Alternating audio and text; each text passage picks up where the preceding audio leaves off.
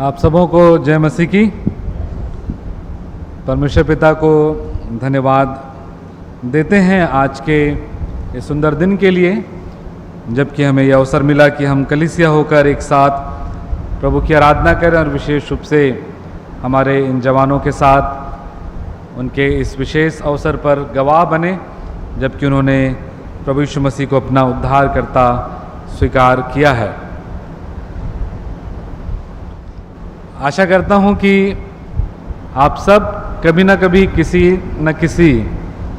Funeral service में गए होंगे। कोई ऐसा है यहाँ जो कभी किसी के अंतिम संस्कार में नहीं गया? सभी गए होंगे, मैं आशा करता हूं। क्या आपने किसी अंतिम संस्कार में खुशी मनाते, गीत गाते, नाचते हुए लोगों को देखा? कभी किसी फ्यूनरल सर्विस में? शायद बहुत ही कम, हो सकता है कहीं हो।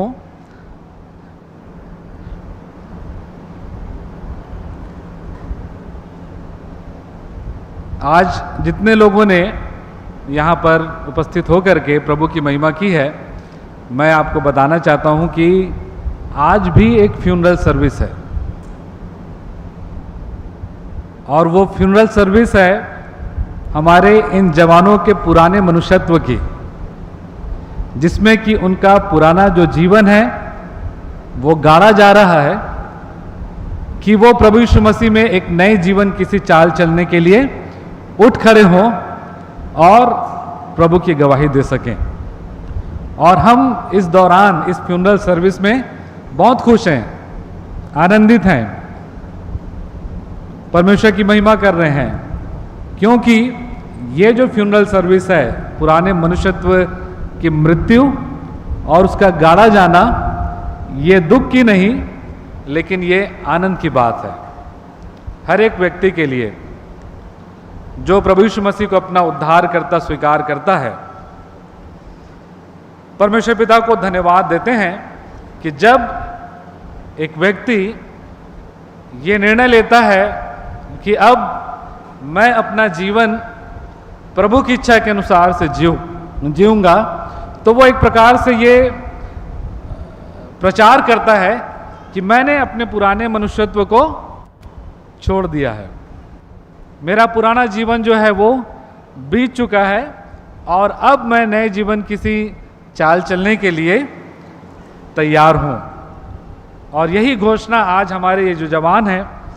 बपतिस्मा लेने के द्वारा से कलीसिया के सामने कर रहे हैं, और इसलिए हम परमेश्वर पिता को इस सुंदर अवसर के लिए धन्यवाद देते हैं। जब परमेश्वर ने ये देखा कि मानव जाति पाप के दलदल में धंसती जा रही है, उसके निकलने का कोई उपाय नहीं है, मनुष्य के पास कोई प्रबंध नहीं है कि वो अपने प्रयास से इस फंदे में से, इस जाल में से छूट सके, तो उसने अपने इकलौते पुत्र प्रभु यीशु मसीह को इस संसार में भेजा कि वो हमारे लिए इस संसार में आए और इस संसार में उनके आने के द्वारा से और उनके बलिदान के द्वारा से पापों की क्षमा का प्रबंध किया जाए। जैसा कि बाइबल बताती है कि बिना लहू बहाए पापों की क्षमा नहीं हो सकती, और असंभव था कि बैलों और बकरों का लहू जो इजरायली निरंतर चढ़ाया करते थे वो किसी व्यक्ति के या उनके पाप को पूरी रीति से दूर कर सके। और इसलिए प्रभु यीशु मसीह एक पवित्र मेमने के रूप में इस संसार में आए और उनके बलिदान के द्वारा से हमारे पापों का प्रायश्चित या हमारे पापों के प्रायश्चित का दाम जो है वो चुकाया गया, ताकि उस प्रायश्चित को जो प्रभु यीशु मसीह ने किया उसको अपने लिए स्वीकार करने के द्वारा से एक व्यक्ति पापों की क्षमा को, उद्धार को प्राप्त कर सके। एक व्यक्ति के जीवन में जो सबसे महत्वपूर्ण समय होता है वो होता है जब वो इस संसार में रहते हुए अपने पापों की क्षमा को प्राप्त कर ले, अर्थात उद्धार पाले। यीशु मसीह को अपने उद्धारकर्ता के रूप में स्वीकार कर ले, क्योंकि वो दिन ये तय करता है कि उसका जीवन या शारीरिक मृत्यु के बाद उसका जो जीवन है वो कहाँ होगा। और हम विश्वास करते हैं कि आज हमारे इन जवानों ने, जिन्होंने प्रभु यीशु मसीह को अपना उद्धारकर्ता मान लिया है, इन्होंने अपना भविष्य निर्धारित कर लिया है कि वे कहाँ जाना चाहते हैं। और उसी प्रकार हम में से हर एक भी जिन्होंने प्रभु यीशु मसीह को अपना मुक्तिदाता माना है। परमेश्वर का वचन इस बात को बताता है कि जब प्रभु यीशु मसीह संसार में थे तो उन्होंने अपने आने का उद्देश्य बताया, जिसको कि हम लूका रचित सुसमाचार उसके 19 अध्याय और उसके 10 पद में पाते हैं, जहां लिखा हुआ है, क्योंकि मनुष्य का पुत्र, यीशु मसीह अपने बारे में डिक्लेयर कर रहे हैं, क्योंकि मनुष्य का पुत्र खोए हुओं को ढूंढने और उनका उद्धार करने को आया है। मनुष्य का पुत्र अर्थात प्रभु यीशु मसीह खोए हुओं को ढूंढने और उनका उद्धार करने आया है। जो शास्त्र पाठ आज हमारे सामने पढ़ा गया, लूका रचित सुसमाचार उसका 15वां अध्याय, यदि आप उसको प्रारंभ से पढ़ेंगे तो आप पाएंगे कि कुछ लोग जो वहां पर प्रभु यीशु मसीह के साथ उपस्थित थे, उनमें से जो शास्त्री और फरीसी लोग थे, जो परमेश्वर की व्यवस्था को बहुत अच्छे से जानते थे, वो ये प्रश्न करने लगे कि प्रभु यीशु मसीह क्यों पापियों के साथ उठता बैठता है, क्यों उसकी संगति बुरे लोगों के साथ होती है। यदि वो पवित्र जन है, यदि वो परमेश्वर का पुत्र है, तो उसे पापियों के साथ संगति करना नहीं चाहिए। और जब प्रभु यीशु मसीह ने ये सुना कि शास्त्री और फरीसी ये प्रश्न कर रहे हैं कि मैं क्यों बुरे लोगों के साथ, भटके हुओं के साथ, पापियों, दुराचारियों के साथ संगति करता हूं, क्योंकि यदि आप इस अध्याय के पहले पद को देखेंगे तो वहां पर लिखा हुआ है कि सब चुंगी लेने वाले और पापी उसके पास आया करते थे ताकि उसकी सुने, और प्रभु यीशु मसीह का समय उनके साथ बीतता था। और ऐसे समय में शास्त्री और फरीसी ये प्रश्न करते हैं कि क्यों प्रभु यीशु मसीह ऐसे पापी लोगों के साथ और चुंगी लेने वालों के साथ, जिनको कि लोग बुरा समझते थे, क्योंकि चुंगी लेने वालों की एक पहचान उस समय बन चुकी थी कि वो अन्याय से लोगों से जितना ठहराया गया है कर, टैक्स, उससे ज़्यादा छीन लेते थे या ले लेते थे, और इसलिए कोई भी उनको पसंद नहीं करता था। और ऐसे लोगों के साथ प्रभु यीशु मसीह का उठना बैठना, संगति करना शास्त्री और फरीसियों के आंख में खटक रहा था। और जब प्रभु यीशु मसीह ने जाना कि यह प्रश्न उनके मन में है कि मैं क्यों ऐसे लोगों के साथ संगति करता हूं, तो प्रभु यीशु मसीह ने 3 दृष्टांत यहां पर कहे। उसकी हेडिंग दी हुई है अलग अलग 15वें अध्याय में। पहला है खोई हुई भेड़ का दृष्टांत, दूसरा है खोए हुए सिक्के का दृष्टांत, और तीसरा है उड़ाऊ पुत्र या खोए हुए पुत्र का दृष्टांत, हम जिसे कह सकते हैं। यद्यपि यदि आप इस दृष्टांत को जब ध्यान से पढ़ेंगे तो आप पाएंगे कि इस दृष्टांत का, जिसको कि उड़ाऊ पुत्र का दृष्टांत शीर्षक दिया गया है, इसका मुख्य किरदार वो उड़ाऊ पुत्र नहीं है। इसका मुख्य किरदार है वो पिता जो कि उदार था, जो कि प्रेमी था, जो कि क्षमाशील था, जो कि नम्र और दीन था। और उसकी विशेषता जो है वो इस दृष्टांत में हमको दिखाई देती है, तो हम इसको उदार पिता का दृष्टांत भी कह सकते हैं। प्रभु यीशु मसीह ने बताया कि क्यों वो ऐसे लोगों के साथ उठते बैठते हैं, और उन्होंने प्रारंभ के जो 2 दृष्टांत हैं, खोई हुई भेड़ का दृष्टांत या खोए हुए सिक्के का दृष्टांत, इन दृष्टांतों में ये बताया कि जब कोई खोई हुई भेड़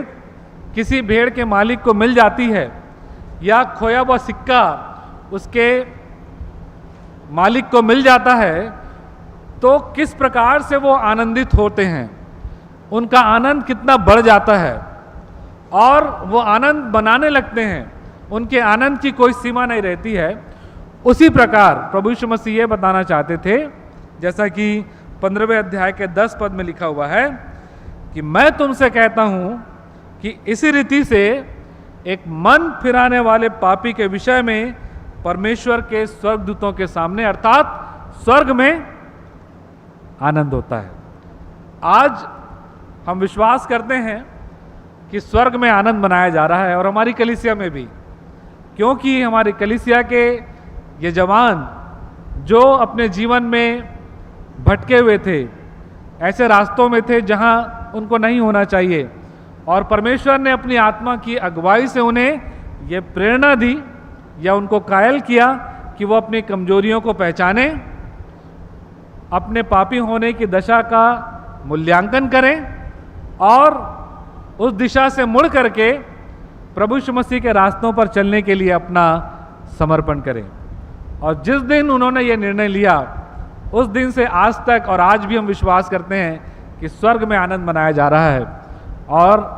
हम भी उनके साथ स्वर्ग में जो दूत हैं उनके साथ बहुत आनंदित हैं, क्योंकि परमेश्वर का वचन कहता है कि जब एक पापी मन फिराता है तो उससे स्वर्ग में सेलिब्रेशन होता है, स्वर्गदूतों के सामने।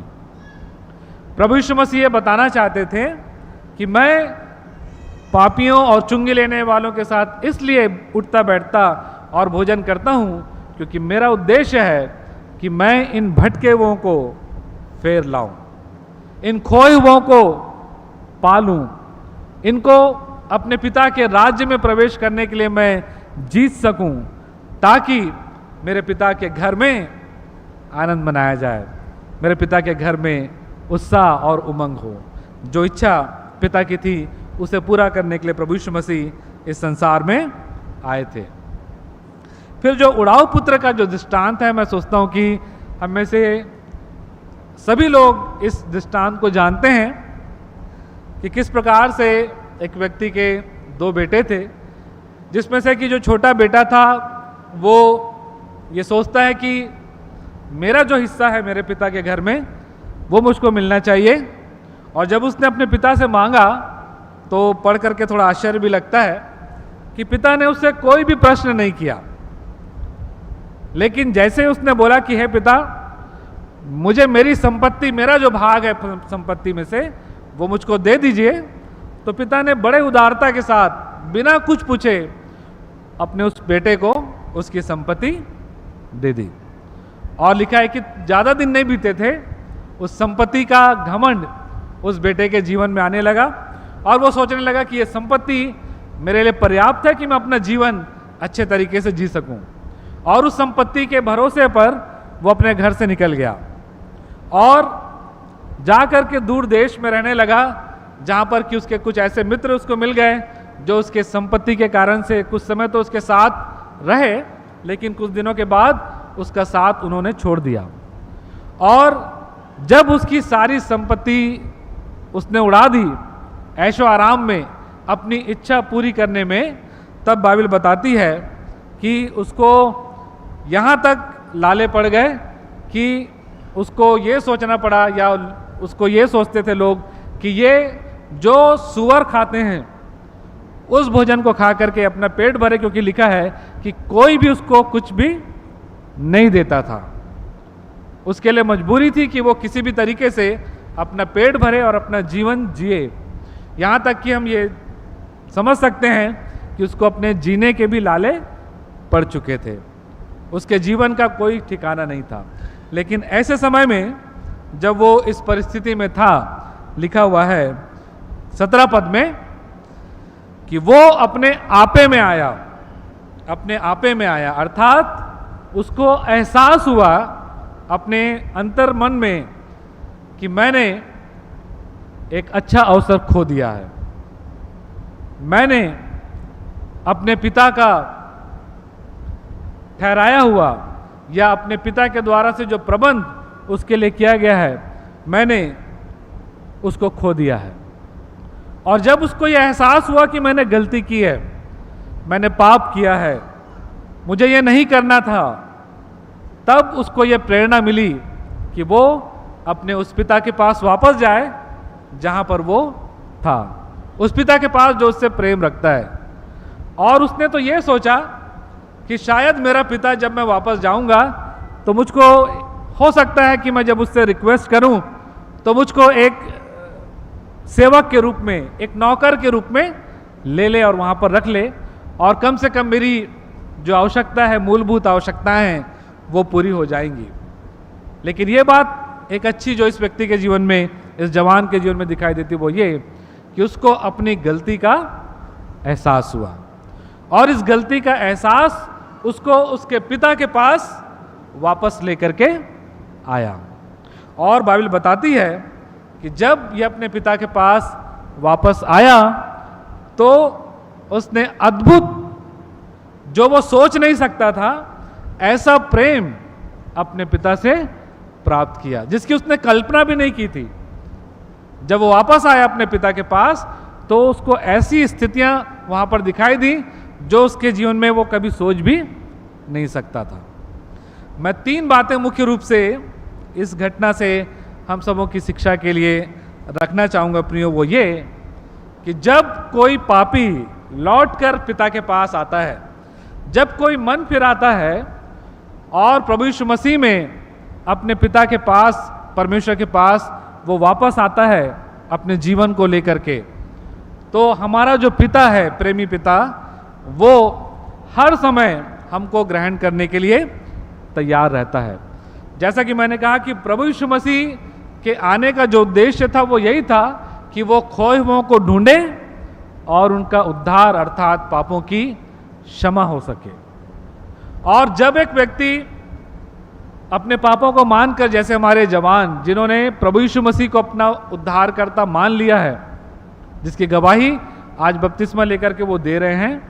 जब एक व्यक्ति प्रभु यीशु मसीह को अपना उद्धारकर्ता मान लेता है, वो इस बात को स्वीकार करता है कि मैंने पाप किया है, मुझे एक उद्धारकर्ता की आवश्यकता है, प्रभु यीशु मसीह मेरे उद्धारकर्ता हैं, उन्होंने मेरे लिए अपनी जान दी, उन्होंने मेरे लिए अपना खून बहाया। तो एक व्यक्ति प्रभु यीशु मसीह में पिता के सामने ग्रहण योग्य ठहरता है, क्योंकि प्रभु यीशु मसीह में पिता का प्रेम जो है वो इस संसार के प्रत्येक लोगों के लिए उंडेला गया है। प्रभु यीशु मसीह में पिता का प्रेम हर एक व्यक्ति के लिए उपलब्ध है। यदि प्रभु यीशु मसीह नहीं आते तो हम में से कोई भी इस योग्य नहीं ठहरता कि हम अपने स्वर्गीय पिता के प्रेम को, जिससे हम दूर हो चुके थे या दूर हैं, उसको हम कभी प्राप्त कर सकें।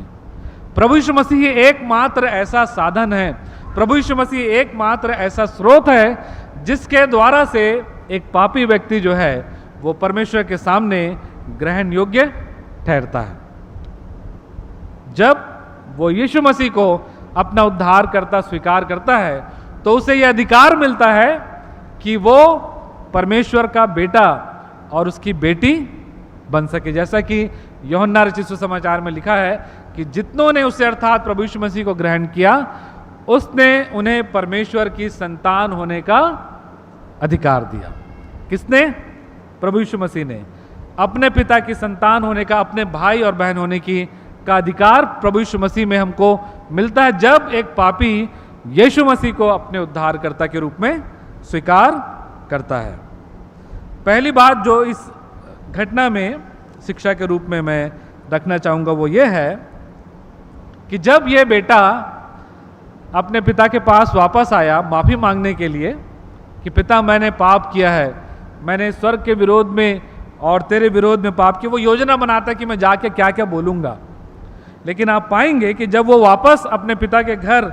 पहुंचता है तो लिखा हुआ है 20 पद में, तब वह उठकर अपने पिता के पास चला और वो अभी दूर ही था कि उसके पिता ने उसे देखकर तरस खाया और दौड़कर उसे गले लगाया और बहुत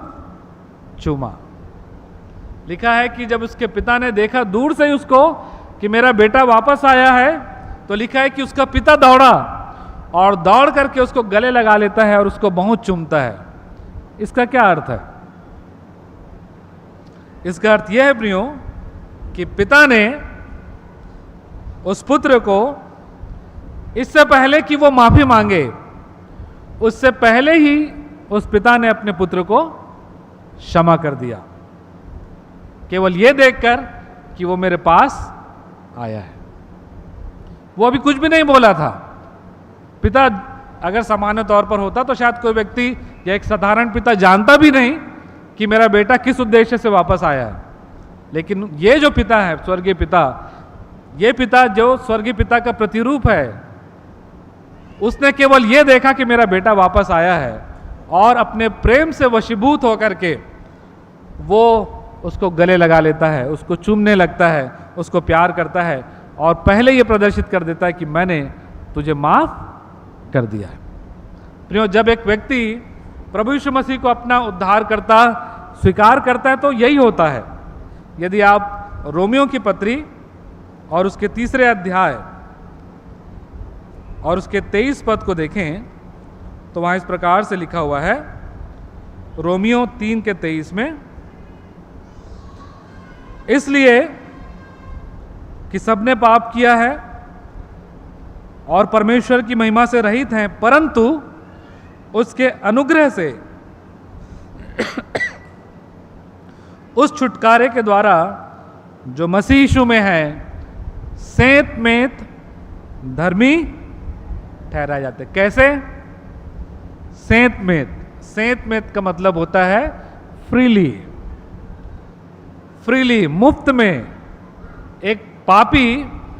मुफ्त में धर्मी ठहराया जाता है और धर्मी का मतलब होता है परमेश्वर के सन्मुख ग्रहण योग्य। और वो क्यों होता है? क्योंकि लिखा है मसीह यीशु में। किसमें? मसीह यीशु में। प्रभु यीशु मसीह में एक व्यक्ति जो है परमेश्वर के सामने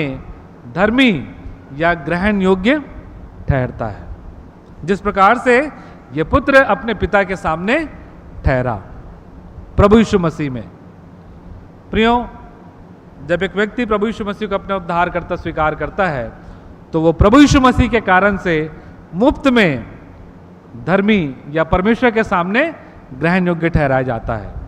और कई बार हमको आश्चर्य हो सकता है कि कैसे एक पापी जो जीवन भर पाप किया, केवल इस एक कन्फेशन से, केवल एक इस अंगीकार से कि यीशु मसीह मेरा उद्धार करता है, वो धर्मी ठहराया जाता है। कैसे? उसने तो इतनी गलतियां की, उसका कोई भी भरपाई नहीं हुआ। प्रियो, उसकी भरपाई हुई है और उसकी भरपाई जो हुई है वो किसने की है? प्रभु यीशु मसीह ने। सामान्य तौर पर हमको दिखाई देता है कि वो 1 सेकंड में एक व्यक्ति जो है वो माफ कर दिया गया, लेकिन वास्तव में वो 1 सेकंड नहीं प्रियो, वो एक लंबा समय है जब पिता ने अपने इकलौते पुत्र को इस संसार में भेजा और उसने आपके लिए और मेरे लिए दुख उठाया। ऐसा दुख जो कि हमारी कल्पना से बाहर है, लेकिन हम प्रभु यीशु मसीह के दुख उठाने के कारण से एक क्षण में जो है वो पापी से धर्मी की दशा में पहुंच जाते हैं, क्योंकि प्रभु यीशु मसीह ने हमारा दाम चुकाया है। तो बाइबल बताती है कि यीशु मसीह में हर एक व्यक्ति जो यीशु मसीह को अपना उद्धारकर्ता स्वीकार करता है, प्रभु यीशु मसीह में हो जाता है, वो सेंत मेंत फ्रीली धर्मी ठहराया जाता है। दूसरी बात जो इस अध्याय में हमको दिखाई देती है, जिसका वर्णन 22 पद से लेकर के 24 पद में मिलता है, और वो ये है कि जब ये बेटा जिसने पाप किए, गलतियां की, अय्याशी की, सब कुछ अपने पैसे उड़ा करके जब वो अपने पिता के पास वापस आता है, तो आप पाएंगे कि उसका पिता जो है, उस पिता ने अपने इस पुत्र को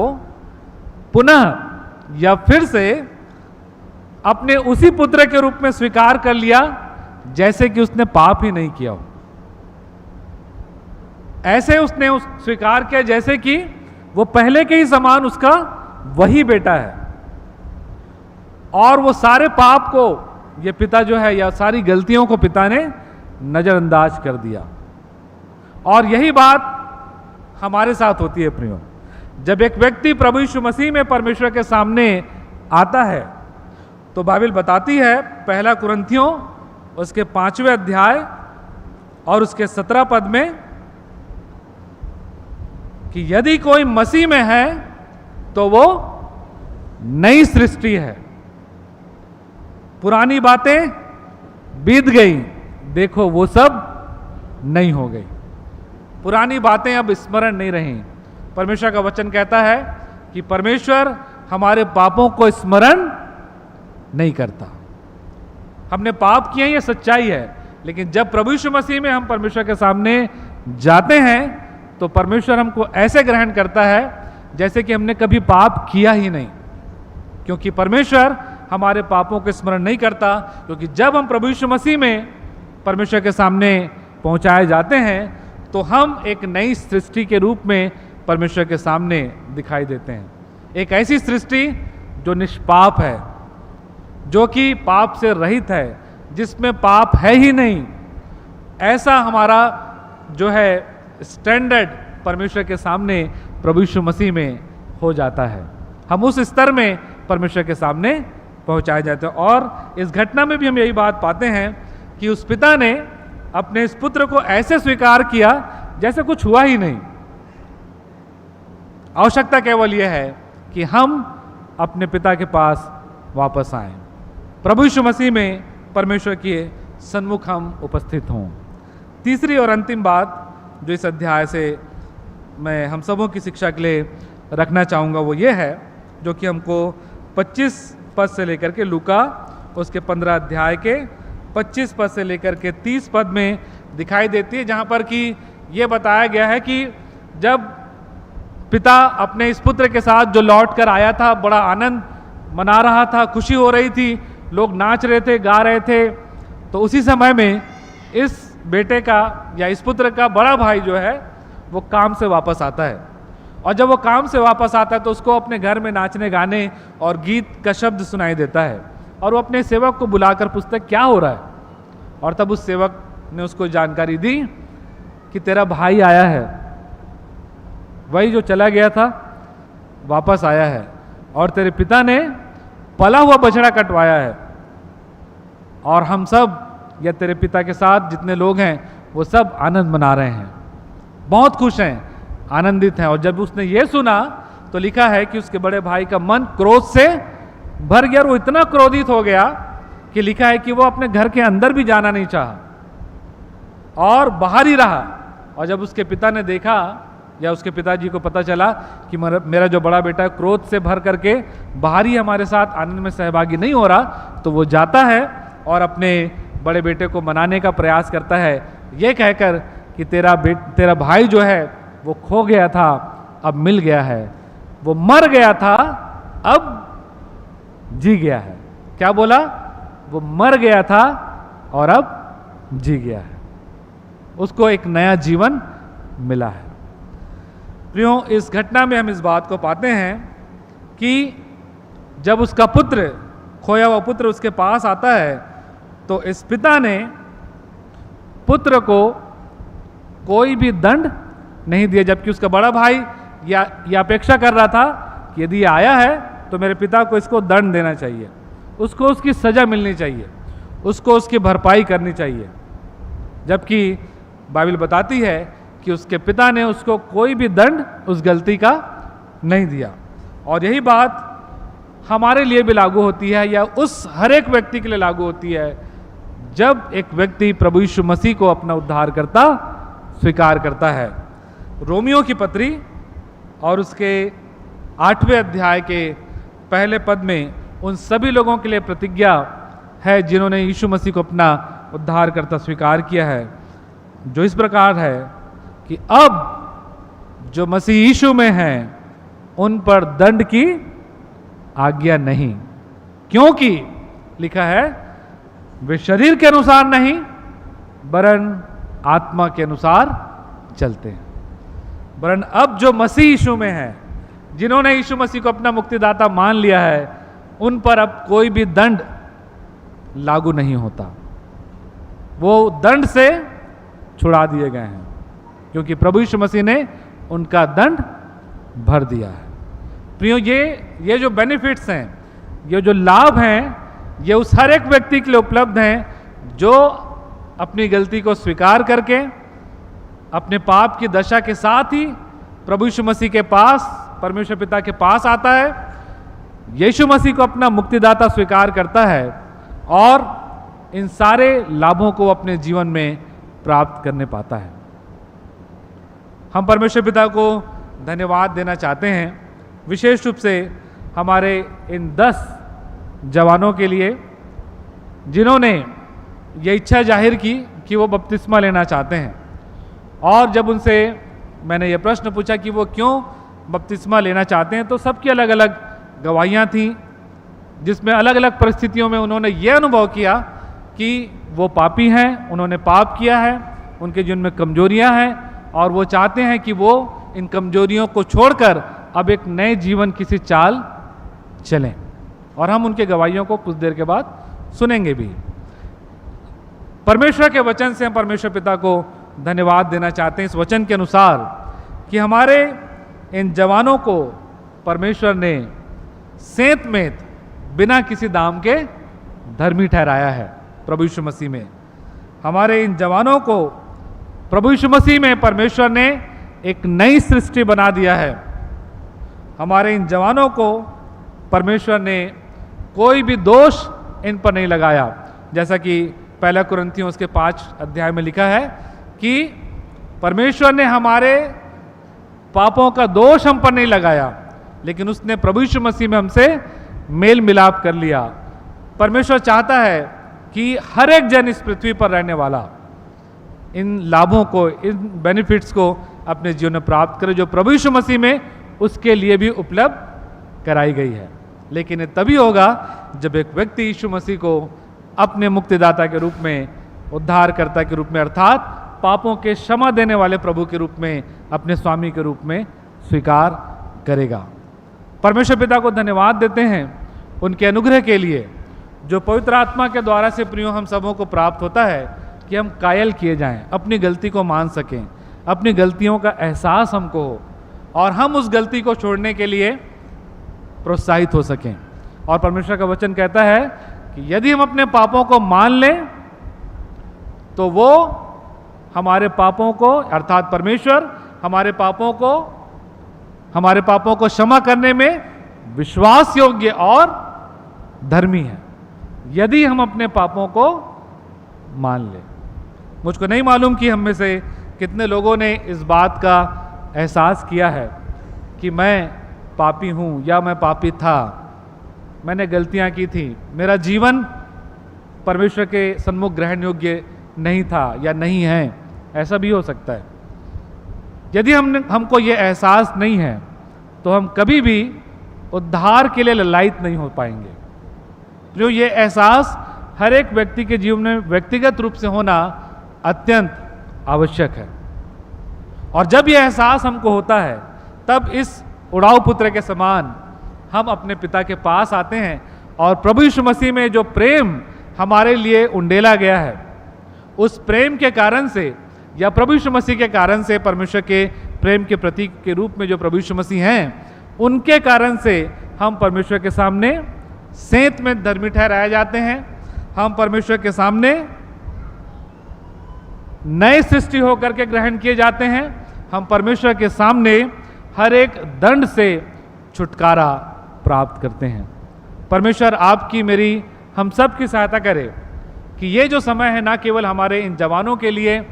इन लाभों को प्राप्त करने का समय बने, लेकिन हम में से हर एक के व्यक्तिगत जीवन में ये समय आना बहुत आवश्यक है। यदि हमारे जीवन में ऐसा समय आया है तो मैं आपको उसके लिए बधाई देना चाहूँगा, क्योंकि वो दिन था जिसमें आपने ये निर्धारित किया, जिसमें आपने निर्णय लिया कि आप भविष्य में कहाँ होना चाहते हैं। और वो दिन आपके जीवन के लिए सबसे आशीषमय दिन रहा होगा और है, मैं विश्वास करता हूँ। लेकिन यदि यहाँ ऐसे लोग बैठे हैं जिन्होंने ये अनुभव नहीं किया कि आप पापी हैं, आप कमज़ोर हैं, आपको एक उद्धारकर्ता की आवश्यकता है, एक मुक्तिदाता की आवश्यकता है जो आपके पापों को क्षमा करता है, जो आपको ग्रहण करता है, जिसके बगैर आप पिता के सन्मुख पहुंच नहीं सकते, जिसके बगैर आप परमेश्वर के राज्य में प्रवेश नहीं कर सकते। यदि यहाँ कोई ऐसे बैठे हैं तो उनको मैं आह्वान करना चाहता हूँ, उनको मैं निमंत्रण भी देना चाहता हूँ प्रियो, कि आज आप यीशु मसीह को अपना उद्धारकर्ता स्वीकार करें। परमेश्वर का वचन कहता है कि आज उद्धार का दिन है, आज वो परमेश्वर के प्रसन्न रहने का दिन है, आज वो समय है जब हम उद्धार पा सकते हैं, कल कभी नहीं आता। यदि हमने आज प्रभु यीशु मसीह को अपना उद्धारकर्ता मान लिया तो हमारे लिए प्रभु यीशु मसीह में क्षमा, हमारे लिए प्रभु यीशु मसीह में धार्मिकता, हमारे लिए प्रभु यीशु मसीह में एक नई सृष्टि परमेश्वर ने रखी है जिसे हम आज ही प्राप्त कर सकते हैं और उसके द्वारा से दूसरों के लिए भी गवाही देकर हम आशीष और उद्धार के कारण बन सकते हैं। परमेश्वर आपकी मेरी सहायता करे कि प्रभु यीशु मसीह में जो हमारे लिए धार्मिकता रखी हुई है, प्रभु यीशु मसीह में जो हमारे लिए पापों की क्षमा रखी हुई है, प्रभु यीशु मसीह में जो हमारे लिए एक नई सृष्टि बनाए जाने की प्रतिज्ञा रखी हुई है, हम सब उन प्रतिज्ञाओं के भागीदार हो सकें और न केवल इस संसार में लेकिन इस संसार के बाद परमेश्वर ने हमारे लिए जो अनंत जीवन रखा है प्रभु यीशु मसीह में, हम उसमें भी प्रवेश कर सकें और एक साथ मिलकर प्रभु की उपस्थिति में हमेशा हमेशा रह पाएं, क्योंकि प्रभु यीशु मसीह में सारे प्रबंध हमारे लिए किए गए हैं। यूहन्ना 3:16 में लिखा है कि परमेश्वर ने जगत से ऐसा प्रेम किया कि उसने अपना इकलौता पुत्र दे दिया ताकि जो कोई उस पर विश्वास करे वो नाश ना हो परंतु अनंत जीवन पाए। आइए प्रार्थना करें। सेनाओं के हुआ पवित्र परमेश्वर पिता, धन्यवाद देते हैं प्रभु जी कि हम खोए हुए थे, भटके हुए थे, पाप के दलदल में धंसे हुए थे,